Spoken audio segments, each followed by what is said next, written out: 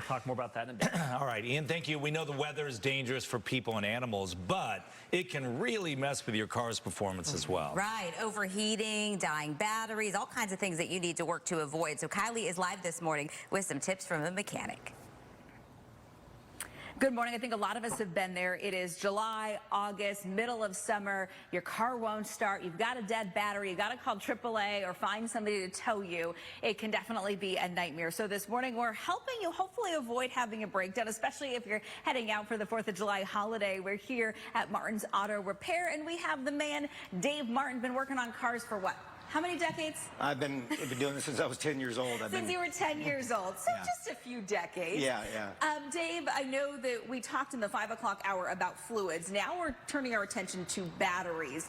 Typically, what's the life of a battery in Arizona? Well, it's between 2 and 3 years usually, when you're going to find out, the time you're going to find out when your battery is weak is when it gets really hot or really cold. Batteries don't like extreme heat or extreme cold, and so what's going to happen is you're going to go out there and nothing will ruin your day faster than going out there and hearing that click and your car won't start. So talk about how the heat, basically, it can speed up the corrosion with the battery. Right. Well, what happens with these batteries is over time, they just start getting weaker and weaker, and you've got so much electrical systems on your vehicle that battery is running.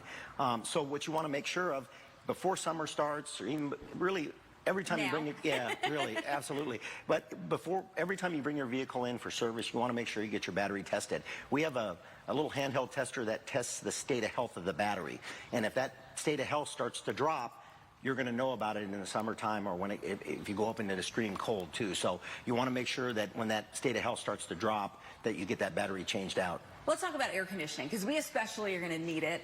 Well, we always need it, it seems like, but this week it's going to be brutal. Yeah. What can happen? What are some of the signs that maybe your cooling system isn't working too well in your car? You got two separate systems in your car. You got the cooling system that cools off the engine. You got the AC, the air conditioning, what cools off you. And what you want to make sure of is that, first of all, that if the temperature starts to drop and you're not getting that cool air like you normally would, make sure you get it in and get that system tested to make sure. It could be something as electric fans not working. It could be something as it's low on Freon and you're starting to experience a leak. And you want to make sure you get that taken care of so you don't end up sweating.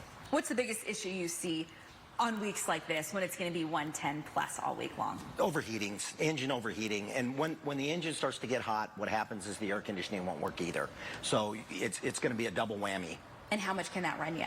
Well, if you get the cooling system taken care of before it really overheats, it can be $500. But if you don't get the cooling system tested and you wait until it really overheats, it could be $5,000. Yeah, we don't want that $5,000. Yeah.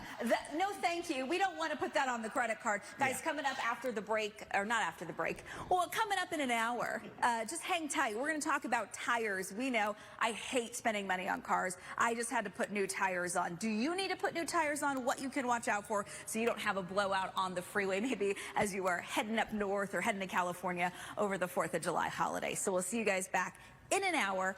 Maybe I'll be having my gloves on as well. I am scheduled to do the same today, Kylie. Yeah. And you better believe it, I'd rather buy shoes. It's the worst. Olivia does not want to change a tire in this heat. But it's the worst when you give them the credit card or you write that check. You're like, oh yeah. But you need them to get from point A to point B. Exactly. Yeah, for sure. Thanks, Kylie. All right, you'll want to stick with Good Morning Arizona for the latest on this